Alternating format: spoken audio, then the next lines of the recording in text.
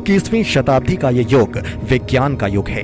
अगर इस युग में कोई आपसे भूत प्रेत की बात करे तो शायद आप उस पर विश्वास नहीं करेंगे। लेकिन कैमूर जिले के चैनपुर स्थित हरसू ब्रह्मधाम में ऐसा मेला लगता है जिसे लोग भूतों का मेला कहते हैं। यहाँ लोग घूमने फिरने नहीं आते बल्कि वो भूतों का इलाज करवाने आते हैं और यहाँ आसानी से महिलाओं को झूमते देखा जा सकता है। उन्हें ना तो होश रहता है ना कोई फिकर, वो बस मदहोश होकर पुजारी के इशारे पर नाचती हैं।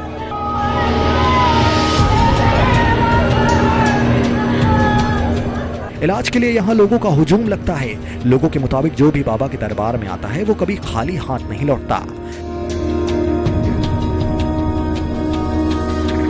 बाबा का जो विशेषता है, बाबा की शरण में सभी लोग अपने यहाँ पर जो मांग कर जाते हैं, बाबा सबका मुराद और सबका हर मनोकामना जो सिद्ध करता है। भूत हो, प्रेत हो, जिसकी औलाद और वंश नहीं चलता हो, जिस किष्ट कोढ़ी हो, जो चीज़ से बाबा में मांग कर आते हैं, बाबा उनको हर मनोकामना उनको जो सिद्ध करते हैं।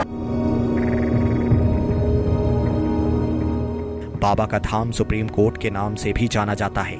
हरसू ब्रह्मधाम, जिसे पूरे देश में सुप्रीम कोर्ट के नाम से जानते हैं। इस धाम में हजारों श्रद्धालुओं की भीड़ लगी रहती है। पिछले 650 सालों से यहाँ भूतों का मेला लग रहा है। प्रेत आत्माओं की बुरी नजर से लोगों को बचाया जाता है।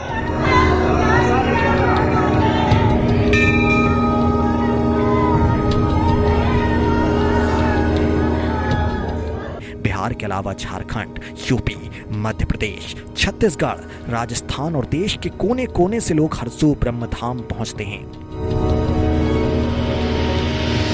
बाबा के हरसू ब्रह्मधाम में यही विशेषता है कि हमारे ब्रह्म बाबा शमशी का सम्मान है।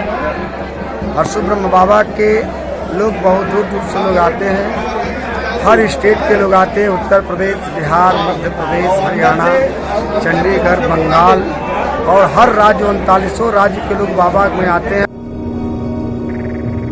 बाबा हरसू ब्रह्मधाम में पहुंचते ही लोग अपने बच्चों के बाल मुंडन करवाकर मन्नत उतारते हैं। इस धाम के बारे में मान्यता है कि यहाँ प्रेत बाधा से पीड़ित लोगों का धाम में पहुंचने से बाबा की कृपा से प्रेतों से मुक्ति मिल जाती है।